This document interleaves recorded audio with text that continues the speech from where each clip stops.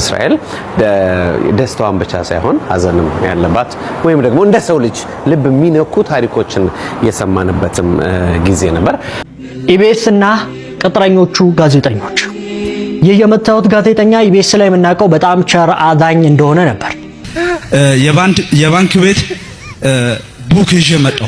መሬቱ ላይ ከኋላ ተቀምጬ መሬቱ ላይ አሻውት። ሰላም ውድ ተከበራችሁና የተወደዳችሁ የዚህ ቻናል ቤተሰቦች እንዴት ናችሁልኝ? ሰሞኑኛ ወቅታዊ አነጋጋሪ የሆነ ቪዲዮችን ይዤላችሁ መጥቻለሁ። ታዲያ ቤተሰቦች ለቻናላችን አዲስ ከሆናችሁ ይህንን ቻናል ሰብስክራይብ፣ ምንለቃቸውን ቪዲዮች ላይክ ማድረጋችሁን ቀጥሉበት። ወደ ዛሬ የመጀመሪያ ማሰማችሁ መረጃ ምንድነው? በወጣትነት እድሜያችን ሰርተን ጠንክረን መብላት እየተሻለን በተለያዩ የሃይማኖት ተቋማት ላይ እየተካሄደ በተለይ ደግሞ በሰዓት ላይ በሐሰተኛ ነብዮች ጋር እየተገኙ ገንዘባችንን ቸርች ውስጥ አምጥተን ሸናንሸው ብሩ ይጨምራል ነው እጅግ በጣም አስገራሚ ነገሮችን የሚናገሩ ሰዎች ላይ ሰመረ ባሪያው እጅግ በጣም ደስ የሚል መልስ የመለሰላቸው ነበር። እስኪ መረጃ ሰምተን እዚህ ቸርች መጣውና ዛሬ ሳምንት የባንክ ቤት ቡክ ይዤ መጣሁ። ቡክ ይዤ መጥቼ እዛ ከኋላ ተቀመጥኩና እዛ ቡኩ ምን አረኩት? መሬቱ ላይ ከኋላ ተቀምጬ መሬቱ ላይ አሻውት። ከእንግዲህ በኋላ ድርቀት ከህይወቴ ከአካውንቲንግ ይነሳል አልኩና ከኋላ ተቀምጬ መሬቱ ላይ እንደዚህ አሻውት። እዛ ዛሬ ሳምንት 10300 ብር ሚራክል ሞኒ ገባ። ምን ገባ አሽተ አንድ በገብርኤል እነዚህ ሁለቱን አሳሽልኝ በእናት መሬት ላይ አሳሽ እኔን አሳሽኝ። እንደዚህ የሚገባ ከሆነ እንደው አባቴ ሚራክል መኒ የሚባል ነገር የለም። መኒ ለፍቶ የሚገኝ ነገር ነው ማለት ነው። የሚሸውዱት እናንተ ግን እየተመካከራችሁ ነው። ግራ የሚገባኝ ነገር ይሄ ከጊዜር ጋር አሸ መሬት ላይ አሸውል የባንክ አካውንት አረሽልኝ እሽልኝ በማርያም እሽልኝ ሁለቱን እኔ የት መጥቼ ላሳሽ? እኔንም ካሸኝ እሸኝ ጀርባዬንም እሹ ተሰብስባችሁ እዛ ውስጥ ይግባ ብቻ 10,000 ምናምን ብር አንተ ተቀምጠ ገባ። አሁን ልጆች ምናምን ታዳጊዎች ምን እንዲሉ ነው ሐሳቡ? በቃ ገንዘብ በሚራክል ነው የሚገባው፣ በልፋት አይገባም። ስለዚህ ሚራክል መኒ የሚባል አንድ የሆነ ጊዜ ላይ ወፈፌ ሰውዬ ያመጣው ኤቲኤማችሁን አምጥና ሚራክል መኒ ይገባላችኋል 100,000 ብር ይዛችሁ ነው አብራችሁ ያለው 100,000 ብር ይዤ መጥቼ እኔ ሚራክል መኒ 10,000 ብር ብታስገባኝ እጋጫለሁ። 90 ነው የምቀበል አንገትን እንደዚህ። እኔ ምን አይነት ነገር እንደምትሰሩ ግን አላውቅም። እንዴት ነው ናቃችሁን? መግማት ምን አይነት ሰዎች ናቸው ብላችሁ አስባችሁ ነው እንደዚህ አይነት ነገር ብታ? ትልቅ ሰው ነህ አሁን ቀርበ አሳሸው ትላለህ። ደተር አሳሸው መሬት ላይ አሽተ ስራም እንዴ ሚራክል መኒ እንዲገባልህ ድርቅ እንዳይነካ ስራ ተሸከም። ስራ ከሌለ ይሄ ዓለም ሰልጥኖ ሰማይ ከደረሰብ ስንት ዓለም እንዴ የሚያረጉት ናቸው ዓለም ላይ አንተ እዚህ ፈትጌ ገንዘብ አገኘውና ተኝታችሁ ፈትጉ ምን ይላል እንደው ኤሪያውንስ እነዚህ ነው። ቤተሰቦች ደስ የሚል ነገር ነበር ሰምተን የተመለሰ ነው። እጅግ በጣም ለወላጆቻችን ጠቃሚ ነው ያስባለው። ማንኛውም ሰው ሰርቶ እንጂ ገንዘብ ማምጣት የሚችለው እንደዚህ በአፈ ታሪክ ዝም ብሎ ገንዘብ ማምጣት እንደማይችል ሰመረ ባሪያው እጅግ በጣም አስደሳች የሆኑ ነገሮችን የተናገረ ነበር። ታዲያ የሰመረ ባሪያው ነገር እንዴት አገኛችሁት? ሐሳባችሁን ኮሜንት ላይ አሞ ቤተሰቦች በዚህ ሳምንት እጅግ በጣም አስገራሚ መረጃ የተሰማ ነበር። እሱ ምንድነው? የኢቢኤስ ጋዜጠኛ ዮናስ ከበደ በጋዛ እስራኤልና ፊሊስጤም በሚጣሉበት ሰዓት ላይ በጋዛ ጋዜጠኝነት ተመልምሎ ሜሩ የተነገረ ነበር። ታዲያ እጅግ በጣም ብዙ ሰዎችም በዚህ ሰዓት ላይ ተቃውሞ እያነሱበት ይገኛል።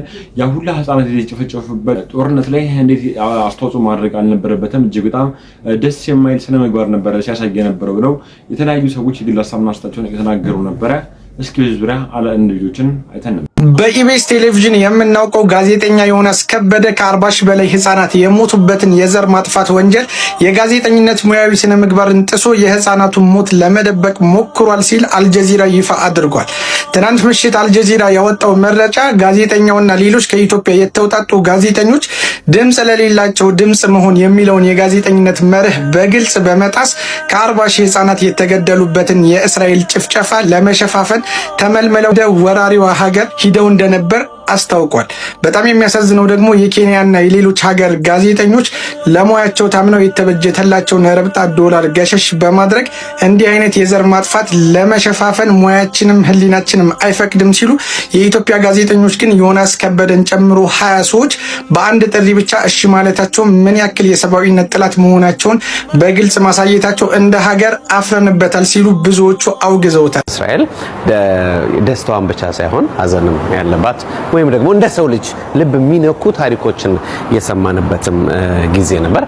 ወደ ጋዛ ቦርደር ላይ ሄደን ነበር። በእስራኤልና በጋዛ መካከል ያለውን ቦታ ለማየት ኑሯቸውን ለማየት የጦርነቱን ጠባሳ እግረ መንገድ ለመመልከትም ችለናል።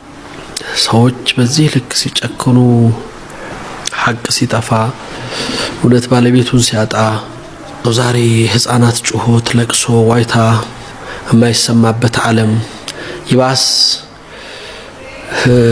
ተበዳይ እንደ በዳይ ስሙን ማንሳት ስለሱ ማውሳት ስለበደሉ መናገር ወንጀል የሆነበት ዘመን ስለ ጥፋት መናገር ስለ ልቄት ማውራት እንደ ጥፋት የሚቆጠርበት ዓለም ውስጥ በእንደዚህ አይነት የውሸት ዓለም ውስጥ ከመኖር የበለጠ የሚያምም የሚያሳዝንም ነገር የለም። አንዳንዴ አላህ የመረጣቸው ሰዎች ይህንን ጊዜ ሳያዩ እንደው ባጢኑል አርድ የምድር ሆድ ከምድር ጀርባ በላይ የተሻለበት የሚሆንበት ጊዜ ከመኖር አለመኖር የምትመርጥበት ፈዳሃ አንዳንድ ጊዜ እኔ ገዛን ሳይ በቃ አጋላጭ ሆነ ገዛ ሁሉንም አጋለጠ የተደበቀውን አወጣ የዓለምን ውሸት ገለጠው ሱብሃንአላህ ፊት ለፊት አወጣ ኒፋቅ የሚባለውን ነገር ሁሉ አደባባይ ላይ ያሰጣው እንደዚህ አይነት ጊዜ ላይ ተቀምጦ ይሄን ከማየት የበለጠ እንደ ማህበረሰብ ወንድሙን ሲያርድ ወንድሙን ሲገፋ ወንድሙን ሲያሳድር ሲያፈናቅል እንደው ባካችሁ ቁርአን ላይ ማክፊኩም ረጁል ረሺድ ከማከላችሁ አንድ መልካም ሰው ጠፋተው የሚል አረሃ ይበጅም ነውር ነው ከኛ ይጠበቅም የሚል ሰው እንግዲህ አቡ ጀህል ቀደም ያለው አቡ ጀህል በዛ ክፋት በዛ ማንነት ነውርን ግን ይረዳ ነበር حتى لا يقال عمرو بن هشام روع بنات محمد صلى الله عليه وسلم ብሎ የሙሐመድ ሴት ልጆችን አስደነገጠ ተብሎ ታሪክ እንዲጻፍብኝ አልፈልግ በዚህ ውሸት ዓለም ውስጥ ስለ ሰው መብት ስለ ሰው ልጅ ክብር ስለ ሴት ልጅ መብት ስለ ሰብአዊ መብት ምን ቢወራበት ዓለም ውስጥ በዚህ አይነት መልኩ በ21ኛው ክፍለ ዘመን 24 ሰዓት ላይ እየተካሄደ ሁሉ ልቄት ሲካሄድ እንግዲህ ቅድም እንዳልኩ አቡ ጀህል ከነክፋቱ አቡ ጀህል ከነ ጠላትነቱና ለእስልምና ከነበረው ጥፋት ላይ حتى لا يقال እኔ ለዛ ነው ቅድምም ውስጤ የተረበሸብኝና ቤተሰቦች እንደተመለከታችሁት ነው እጅግ በጣም ብዙ ሰዎች ላይ ዮናስ ከበደ የተለያየ ነገሮችን እየተናገሩ ይገኛሉ። ቤተሰቦች እናንተስ ይሄን ንግግር እንዴት አገኛችሁት? የተሰማችሁን ሀሳብ ኮሜንት ላይ አስጀምሩ። ቤተሰቦች ነፃነት ወርቅነህ በህይወት እያለ እጅግ በጣም ደስ የሚሉ ስራዎችን ሲሰራ እንደነበረ ብዙዎቻችሁ ታውቃላችሁ። ታዲያ ለምንድነው ገንዘብ ያልነበረው ወይ ደግሞ ሀብት ያላጠራቀመው ሲባል ጓደኛው እጅግ በጣም ደስ የሚል ነገር የተናገረ ነበር ስለ ነፃነት ወርቅነህ። እስኪ ይሄን ቪዲዮ አይተን እንመለስ። አለና ለዋለው ግሉኮስ ቢሰጡኝ ዛሬ ደስ ይለኛል አለኝ። ከዛ ምን ያደርግልሃል ብድግ ብሏል ማለት ድንገት ነው ቤት ሄድኩት። በቃ አንተን መኪና ተውና በኔ መኪና እንሂድ ነጽ ያልኩት ለምን አለኝ። ወይስ እኔ ግን አለኝ ምን ታውቀው ነው የመጣው አለኝ። እኔ ምንም አልታወቀኝም ነጽ ያልኩት አለና ለዋለው ግሉኮስ ቢሰጡኝ ዛሬ ደስ ይለኛል አለኝ። ታመም ያለው ላለ ማለት ነው ምን ብሏል እኔ እንጃ ሬዚስታንስ አጣው መሰለኝ አለኝ። እንዳትጨነቅ አዎ ለማንም እኮ ነው። ከዛ በቃ እሺ በኔ እንሂድ አይ ግድ የለም ተከታትለን እንሂድ ምክንያቱም ቀረጻ ሊኖረኝ ስለሚችል አንተም ደግሞ እንደዚህ እንዳንለያይ ምናምን ለስራው ያለውን ክብር ይው ሰው ላለማስጨነቅ ታመም ያለው ያለ ማለቱን ክብር ይው እሺ ብዬ ተያይዘን ፊትና ኋላ 22 ሜድስታር ሄድ ልክ እዛ ጋር ስንደርስ መኪናውን አቁሞ ከመኪና ሊወድቅ ሲል ወርዶ ሊወድቅ በቃ አይገርምም ሲል ቤቢ ይደግፈውና ባለቤቱ ወንድም ይደግፈውና ወደ ምን ነው ነፂ አንተ አዞረኝ እኮ ነው አስልሻ ምናምን አለ። ኖርማል ነው እንዲባል እኮ ነው በቃ። ከዛ እሺ ሆስፒታል ገባን። ዶክተር ዴቭ መጣ አየው ምናምን ቼክ አደረገው። ዋስኒ ያለኝ በትንሹ ሳምንት ይተኛል ጋር አሁን አለ ቼክ አደረገ ምናምን በቃ ሬዚስታንስ አጥቷል። የሚሰጠውን ሰጣጣው ምናምን ብዙ ነገር ግሉኮሱ ደም ምናምን ብቻ በሕክምናው በታየው እንትን መሰረት መሰጠት ያለበት ተሰጠው። ከዛ መኪና ውስጥ ነው እኔና ቤባ የምናድረው። እነ ዴቭ ምናምን ይመጣሉ ያስታምማሉ። እህቱ በጣም ዋጋ ከፍላ በጣም ሚሚ መሰረት ከስሩ ሳጠፋ እዛው እያስታመመችው ናጽ ንቀት እያለ መጣ። ኢነርጂው በደንብ መጣ። ቤተሰቦቹ እንደሰማችሁ ሰው ነፃነት ወርቅነህ እጅግ በጣም ደስ የሚል ስለመግባር የነበረው ሁሌም ቢሆን ማንኛውም ኢትዮጵያ ሊረሳው የማይችል አርቲስት እንደነበረ ወንድሙ ጓደኛው እንደዚህ አድርጎ የተናገረ ነበር። ታዲያ ቤተሰቦች እናንተም ነፃነት ወርቅነህ እግዚአብሔር ነፍሱን ይማራል ያላችሁ ኮሜንት ላይ ሀሳባችሁ ማሳያችሁ መረጃ ምንድነው? ሉላ ገዙ እጅግ በጣም ከኢቢኤስ ቲቪ ለአንድ ወር አካባቢ ጠፍታ ነበር። ታዲያ እጅግ በጣም ብዙ ሰዎችም የት ሄዳ ነው ለምንድነው የጠፋችው ከኢቢኤስ ቲቪ ለቃ ነው ወይ ብለው ጥያቄ እየጠየቁ ነበር። ሉላ ገዙም በድጋሚ ወደ ኢቢኤስ ቲቪ ተመልሳ አለሁ አልጠፋም ብላ እጅግ በጣም ደስ የሚል ነገሮች ተናገረች ነበር። እስኪ የኢቢኤስ ቲቪ ጋዜጠኛ የሉላን ንግግር ሰምተን ነበር። እውነት ለመናገር ስራዬ በጣም እየናፈቀኝ ነበረ። እንደውም በዚህ አጋጣሚ ላንሳውና ብዙ ሰዎች ስራ ለቃለች ይላሉና እመኑኝ እኔ ይሄንን የምነግራችሁ ከናንተ ተደብቆ የምናረገው ምንም ነገር አይኖርም። ስለዚህ አዲስ ነገር ካለም ተነጋግረን አውርተንበት ለናንተ ማድረሰናችሁ ነው እንጂ አለሁኝ። ስለዚህ አሁንም የበለጠ ብዙ ስራዎችን እንሰራለን። ግን ደግሞ ጠይቃችሁ የት አለሽ ላላችሁኝ በሙሉ ይሄው መጥቻለሁ። ስለጠየቃችሁኝ ደግሞ የት ነሽ ሳራችሁኝ አመሰግናለሁ። እነ ዳኒ በደንብ አልተናገሩም መሰለኝ። ለማንኛውም ይሄ ሁሉ በጣም አመሰግናለሁ። እኔም በጣም የምወደው ስራዬ ጋር ተመልሼ ስለመጣሁ በጣም ደስ ብሎኛል። ናፍቆኝ ነበር። የኛ ስራ ሱስ ነው። የሆነ ታይጣላችሁ ነው ማለት አንዳንድ ጊዜ ከስራነቱ ባሻገር አንደኛ እንደ ቤተሰብ ነን እዚህ ስንሰራ ከሁሉም ጋር ከጀርባ ካሉትም ፊት ለፊት ካላችሁትም ከናንተ ጋር። ከዛ ውጪ ግን ዮናስ ይላል ሁሉ ጊዜ ካሜራውን ሳየው ባለቤቴን ነው የሚመስለኝ ይላልና እኔ እንኳን ባለቤቴን ባልልም በጣም አፈቅረዋለሁ ለማለት ፈልጋለሁ። ለዚህ አጋጣሚ በጣም ሱስ ነውና ሳላቀው ሁሉ በጣም ከካሜራ ስለራኩኝ ዝም ብዬ ስልኬ ላይ ራሴን እየቀረጽኩ ነበር። አሁን እንትን እየሄድኩ ነው ምናምን ብዬና እያሳቀኝ ነበር። ወይ ጉድ እያልኩኝ ነበርና ተመስገን ነው። ሳምንት ሁሉ ጊዜ እንላለን መተን እዚህ ጋር ስንቀመጥ በፈጣሪ ቸርነት ነውና እግዚአብሔር ደግሞ አቅሙን፣ ጉልበቱን፣ ጥንካሬውን፣ መጽናናቱን ሰጥቶን ከፍ የምንልበት ጊዜ እንዲሆንልን ምኞታችን ነው። ቤተሰቦቹ እንደሰማችሁት ነው። እጅግ በጣም ብዙ ሰዎች ነው ሉላን የሚወዷት። ታዲያ እጅግ በጣም ደስ የሚል ንግግርም ሉላ የተናገረች ነበረ። በመቀጠል ማሰማችሁ መረጃው እንደው ቤተሰቦች በማንኛውም ባለሀብት ለልጆቹ እንዲሁም ደግሞ ለወዳጅ ለዘመዶቹ ከመጠን ያለፈ ስጦታ መስጠት አይችልም እየተባለ ነበር። እስኪ ደግሞ ቪዲዮ አይተን ሽምግልናና ሰርግን አስመልክተው ከወንድ ቤተሰቦች ለሴት ቤተሰቦች የሚሰጡ የተለያዩ አይነት የወርቅ ስጦታዎች ህጉ ምን ይላል? ምን ያህል መጠን ነው መሰጠት ያለበት? ጌጥ የሚባለው የወርቅ ጌጥ የተለያዩ ኢመራልድ ሊሆን ይችላል። የተለያዩ አይነት ጌጦች አንድ ሰው ላይ ጌጥ የሚባሉት ምን ያህል ኪሎግራም ሲመዝኑ ነው?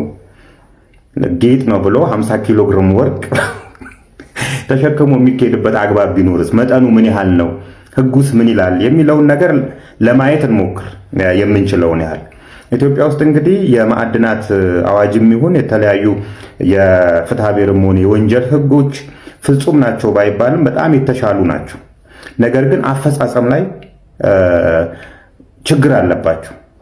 ኢትዮጵያ ውስጥ ወርቅን አይደለም ድንጋይና አሸዋን ከአንድ ወረዳ ወደ አንድ ወረዳ ለማሸጋገር አንድ ፍቃድ ይፈልጋል። ሁለት ደግሞ እነዚህ እቃውን ማዕድናት የሚነሱበት ቦታ ላይ የሚከፈሉ የኮሚኒቲ ክፍያዎች ያስፈልጋሉ። እነዛን ማድረግ ሲቻል ነው ከአንድ ወረዳ አንድ ወረዳ ላይ ድንጋይን እንኳን እንትን ማለግ የሚቻል። ነገር ግን አንዲት ሴት ከኢትዮጵያ ወደ ውጭ ለመውጣት ምን ያህል ወርቅ ነው አንገቷ ላይ ማድረግ ያለባት ከተባለ ከ100 ግራም መብለጥ የለበትም። በእኩል ክብደት ንድፋቸውም አንድ አይነት የሆኑ የተለያዩ እንትኖችን ለምሳሌ ቀለበት፣ የጣት ቀለበቶች ከሆኑ 5 ጣቷ ላይ አድርጋ መውጣት አትችልም። ንድፉ ተመሳሳይ የሆኑ አንድ እሱም ከ100 ግራም መብለጥ የለበትም። ከበለጠ ንግዶች ሊሆኑ ስለሚችሉ የንግድ ማስረጃዎችን ማቅረብ ይጠበቅባቸዋል። ሀገር ውስጥ አንዲት ሴት ወይም አንድ ሰው ወርቅን ለማጌጫነት ወይም ደግሞ ኢመራልድ ሊሆን ይችላል፣ ዲያመንድ ሊሆን ይችላል፣ ለማጌጫነት ምን ያህል ነው መጠቀም ያለበት? መጠኑ ይሄን ያህል ነው የሚል ቁጥር አላገኘውም። አንዳንድ ቦታ ላይ 60 ግራም መብረጥ የለበትም ይላል፣ ግን ይሄን ያህል ነው የሚል በትክክል አላገኘውም። ነገር ግን የተለመዱ ቦታዎች ላይ መደረግ አለባቸው። የተለመዱ ቦታዎች ሲባል ጆሮ፣ አንገት፣ ብራስሌት፣ ጣት ሊሆኑ ይችላሉ። ከዚህ ውጭ ለምሳሌ አንዲት ሴት ተነስታ የውስጥ ግልገል ሱሪን በወርቅ ነው ማሰራት መፈልገው ስል ካለች ይሄ የተለመደ አይደለም። የሚስቴን ሽንት ቤት በወርቅ ነው ማሰራው ካለ አንድ ሰው ይሄ የተለመደ አይደለም። ቀሚሴን በወርቅ ነው ማሰራው ካለ ይሄ የተለመደ አይደለም።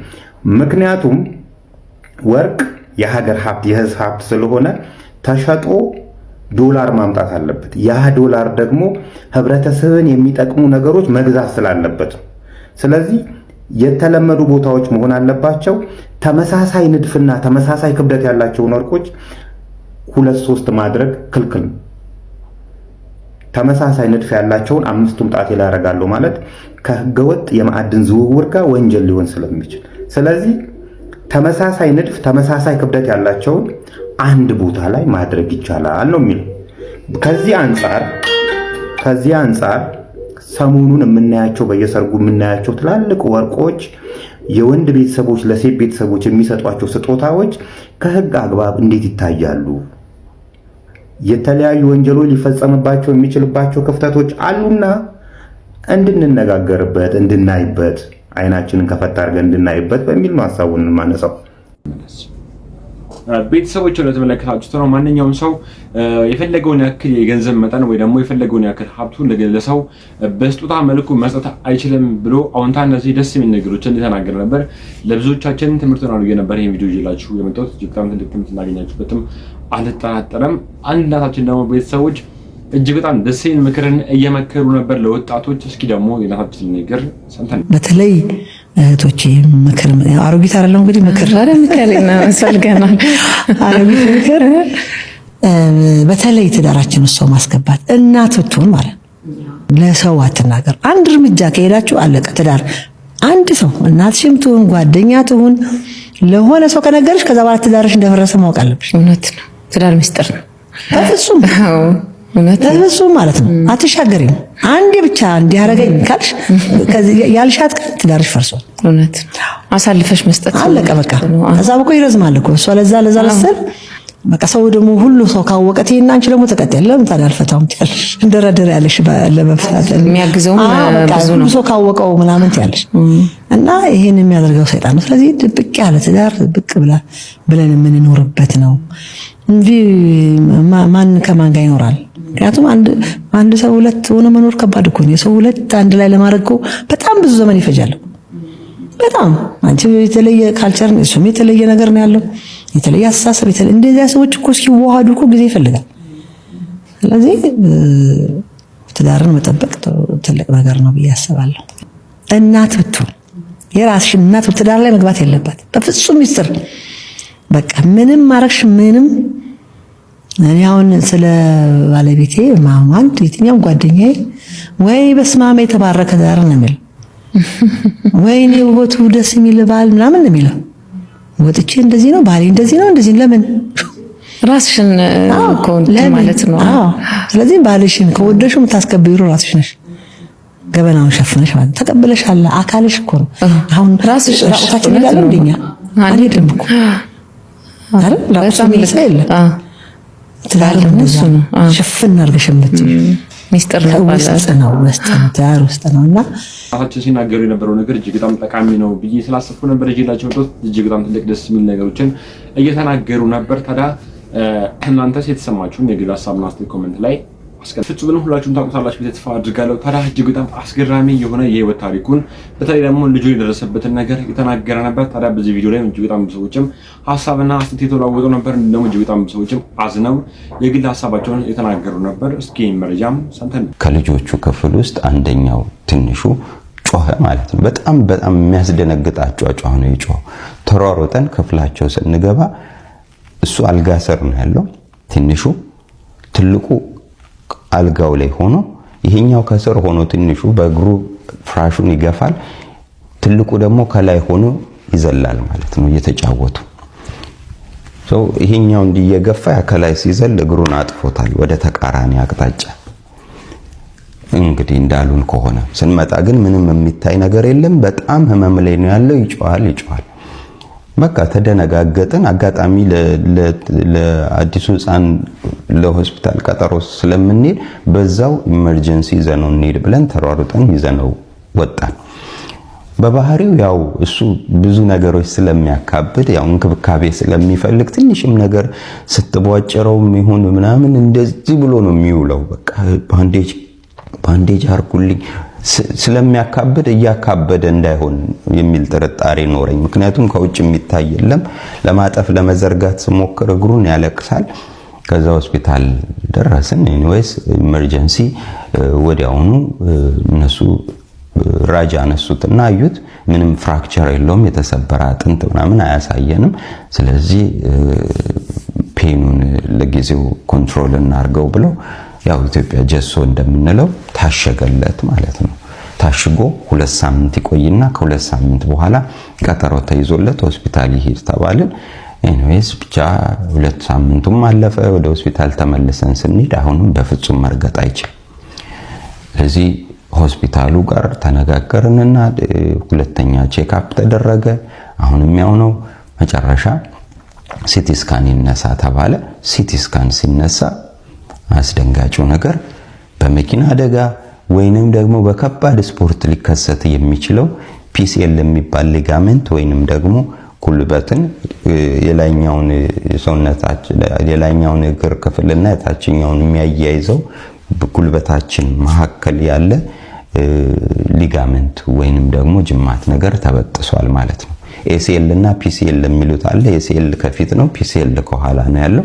የኋለኛው ሙሉ ለሙሉ ተቀዷል። ከዛ ሚኒስከስ የሚባለውም እንዳለ ቲር አርጓል፣ እሱም ተቀዷል። ስለዚህ 2 አይነት ጉዳት አለው። በጣም አስደንጋጭ ነበረ መረጃውን ስንሰማ። ከዛ በቃ ሆስፒታሉ ምንም ሊያደርግለት አልቻለም። ምክንያቱም ይሄ የፒሲኤል አደጋ በሰርጀሪ ነው የሚስተካከለው፣ ይስተካከላል በሰርጀሪ። ነገር ግን በሰርጀሪ ለማስተካከል እድሜው አይሆንም። 4 ዓመቱ ወደ 5ኛ ዓመቱ ሊሻገር ባለበት ቅጽበት ስለሆነ የተከሰተው በዚህ እድሜ ተከስቶ አይተናናቅም። እንደተባለው በመኪና አደጋ ወይንም ደግሞ በከባድ ስፖርታዊ ግጭት የሚፈጠር ነገር ነው እንጂ በሱ እድሜ የሚከሰትም አይደለምና ምንም ልናደርግ አንችልም። እንዴት ምንም ልናደርግ አንችልም? በጣም ፈታኝ ጊዜ ነበር። በጣም ከባድ ህመም ውስጥ ነበረን እኛ። ምክንያቱም በሱ እድሜ ሰርጀሪ ካልተደረገ ምንድነው የሚሆነው? በጣም አሳሰበን። ከዛ በኋላ እነሱ ጋራ ምንም መግባባት አልቻልንም።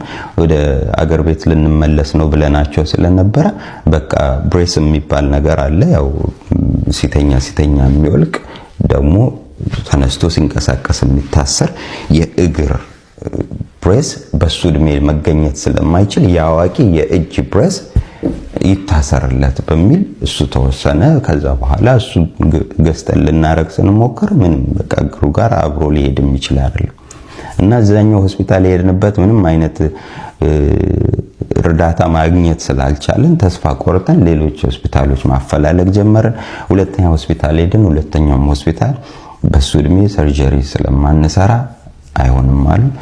ከዛ በኋላ ወደ ሌላ ሐኪም ጋር መረራችን። አጋጣሚ የሄድንበት ሆስፒታል እኔ የልጄ እንኳን እንዲህ አይነት ነገር ቢገጥመው ቀጥታ የሚሄደው እከሌ የተባለ ዶክተር ጋር ነው በሚል ወደ ሌላ ሆስፒታል ስካቲሽ ራይት የሚባል ሆስፒታል ተላክን። እዛ ሄደን እዛ ደግሞ እነሱም ማድረግ የምንችለው ነገር አትሊስት አንደኛው ሚኒስከስ የሚባለው ሌላ የጎንዮሽ ጉዳት ሊያመጣ ስለሚችል እሱን ትሪት ለማድረግ እንሞክራለን። ሳይቀደድ በብስ ብቻ ካሜራ ነገር ውስጥ አስገብተው የሚወስዱት ሰርጀሪ ነው። እሱን አደረጉ። ለማንኛውም እሱ መደረግ ስለነበረበት ሙሉ ለሙሉ ትኬታችንን ካንስል አድርገን ኢትዮጵያ አየር መንገድ ነበር የቆረጥነው። ስንደውል ያው 1 ዓመት ድረስ መራዘም ይችላል፣ ሆልድ ልናረገው እንችላለን ብለዋል። እንግዲህ ሆልድ ተደረገና ያው ሰርጀሪ ማድረግ ነበረበት። ለ1 ዓመት ያክል የሚዘልቅ ትሪትመንቶች አሉት፣ ፊዚዮቴራፒ አለው፣ ብዙ ነገሮች አሉት። እንደተባለው ግን ፒሲኤል የሚባለውን ጉዳት የሊጋሜንቱ ጉዳት ግን እድሜው 16 ዓመት ቢያንስ 15 ዓመት እስከሚሆነው ድረስ ማድረግ አይቻልም ተብሎ እሱ አሁንም አልተደረገለትም። ነገር ግን ሚኒስከስ የሚባል ታዲያ እናንተስ የተሰማችሁን የግል ሀሳብና ኮሜንት ላይ አስቀምጡልኝ። ቤተሰቦች ሁሌም ይዤላችሁ እንደመጣው እውነተኛ ታሪኮችን በተደጋጋሚ ይዤላችሁ እንደመጣ ሁላችሁም ታውቃላችሁ። ታዲያ ዛሬም እጅግ በጣም አስገራሚ የሆነ የህይወት ታሪክ ይዤላችሁ መጥቼ ነበረ። እናንተም እውነተኛ የህይወት ታሪክ ከሰማችሁ በኋላ የተሰማችሁን የግል ሀሳብና አስተያየት ኮሜንት ላይ ትጽፉልኛላችሁ። እስኪን ታሪክ ሰምተን ሰላም ወንድም እንዴት ነህ? ሰላምህ ይብዛልኝ። ፍቅር፣ ቁጭት፣ ብሶት፣ እብደት እየተፈራረቁብኝ እኔ ደህና አይደለሁም። በአንዲት አጋጣሚ ነበር የፍቅር ታሪክ የሚጀምረው። ልክ እንዳየሁት እንደጨበጥኩት ተሸነፍኩለት። የፍቅር ስሜት ተሰማኝ። ልቤ ደነገጠ፣ እጄ ዛለለት። በጣም ቆንጆ ወጣት፣ ቀርቤ ሳላውቀው ልቤ ተሸነፈለት። እናም ተጨባበጥ፣ ተለያየን። በኋላ ግን ስራዬ እሱን ማሰብ ሆነ። ከሰው ጋር ሆኜ እሱን እያሰብኩኝ ማልቀስ። እመቤቴ ለሱ የተሰማኝ ስሜት ለማንም ሰው ተሰምቶኝ አያውቅም። እናም ስልክ እንደዋወል ጀመር። ልክ እንደ እህቱ ነው የሚያየኝ። ሲከፋኝ በውብ ቃላቶች ያጽናናኛል። እኔ ግን ከወንድምነቱ በላይ ፍቅሩ አሸነፈኝ። ሆኖም እሱን ላለማጣት እህቴ ሲለኝ ወንድሜ እለዋለሁ። ይመክረኛል። አንቺ መልካም ልጅ ነሽ ይለኛል። አቤት ደስታዬ በእሱ አንደበት መመስገን። የኔ ቴክስት ሲገባለት ወዲያውኑ ይመልሳል። ደውዬም ስልኩ ከተያዘ ዘግቶ ይደውላል። ብቻ ምን አለፋ ሌሊቱን ሙሉ ስናወራ ማደር ነው ስራ እየከበደኝ ሲመጣ ፍቅረኛዬን ላስተዋውቅህ አልኩት። አዎ አስተዋውቂኝ አለኝ። ለፍቅር ጨዋታ ብዬ ለነገሩ ተወው ምን ይሰራልሃል ስለው ለመነኝ። አስተዋውቂኝ ወንድምሽ አይደለው አለኝ። ተው በቃ ብዬው ሌላ ርዕስ ጀመር። ከዛ ግን ምን እንደሆንኩ አላቅም አፈቅርሃለሁ ብዬው አረፍኩት። ደነገጠ። ስልኩን ዘጋሁት። መልሶ ደወለ። ምን ነበር ያልሽኝ አለኝ። ፍቅረኛዬ አንተ ነህ አልኩት። በነገራችን ላይ ከዛ በፊት ፍቅረኛ እንደሌለውና ሴት ልጅ በህይወቱ አውርቶ እንደማያውቅ ነግሮኛል። ስለኔም እናወራለን። ለዛ ነው ፍቅሬን የገለጽኩለት። አይሆንም እንደ እህቴ ነው የማይሽ። የኔ ጥፋት ነው ይቅርታ፣ እንደዚህ እንድታስቢ ስላደረኩሽ። እንደውም በየቀኑ መደዋወልና ለረጅም ሰዓት ማውራቱን እናቁምና በሁለት ሳምንት አንዴ ብቻ እናድርገው አለኝ። እሺ አልኩት፣ ግን አልቻልኩም። ደወልኩለት። በቃ እንደ ድሮ እህት ልሁን አትራቅብኝ በማለት ለመንኩት። እሺ አለኝ። ከራቀብኝ እጎዳለሁ። ድምፁን ስሰማ መተንፈስ እችላለሁ። እንኳን ሁለት ሳምንት አንድ ቀንም ሳልሰማው መቆየት አልችልም። በወንድምነቱ መሃል ስለ ፍቅር እናወራለን። አንድ ቀን ግን እኔም እኮ አፈቅርሻለሁ አለኝ። አቤት አምላኬ ደስታዬ ወደር አጣ። ስልኩን ዘግቼ በደስታ አበድኩ። እያልን በቃ የዓለም አንደኛ አፍቃሪ ሆኖ አረፈው። እንደ ንግስት ያከብረኛል። ብዙ ህልሞቹን ያጋረኛል። ልጅ ስለመውለድ እናወራለን። እንደውም ወንድ ልጅ ውለጂልኝ እያለ ደጋግሞ ይጠይቀኛል። ከቆይታ በኋላ ግንኙነት ጀመር። እርግዝናም ተፈጠረ። እኔ በጣም ደስ ቢለኝም እሱ ግን በተቃራኒው መስራት አለብን ገና ልጆች ነን በማለት ሳይደሰት ይቀራል። ሆኖም ምርጫ ስለሌለው ቢቀበለውም ልጅ ከተጸነሰ በኋላ አብዝተን መጣላት ጀመር። ይባስ ብሎ በአንዲት የተረገመሽ ቀን መጥፎ አወዳደቅ ወደኩ። ልጅ የተበጠበጠ ሚል የሆነ የህይወት ታሪክ ነበር እጅላችሁ የመጣው። ታዲያ እጅግ በጣም ብዙ ሰዎችም በዚህ ሰዓት ላይ ይህ መረጃ የተቀባበሉት ይገኛሉ። የተሰማችሁን የግል ሀሳብና አስተያየት ኮሜንት ላይ እናንተም ቤተሰቦች ለዛሬ ይዤላችሁ የመጣው ቪዲዮ እኔን ይመስላሉ። በቀጣይ እናንተም ቁም ነገር አስጨብጣሉ ሀሳብና አስተያየቶችን ያለው ቪዲዮ ሀሳባችሁን ይዤላችሁ እመጣለሁ። ስላዳመጣችሁኝ አመሰግናለሁ። ለዚህ ቻናል አዲስ ከነበራችሁ ቻናላችንን ሰብስክራይብ፣ መለቃቸውን ቪዲዮዎች ሁሌም ላይክ ማድረጋችሁን ቀጥሉበት። ቴንክ ዩ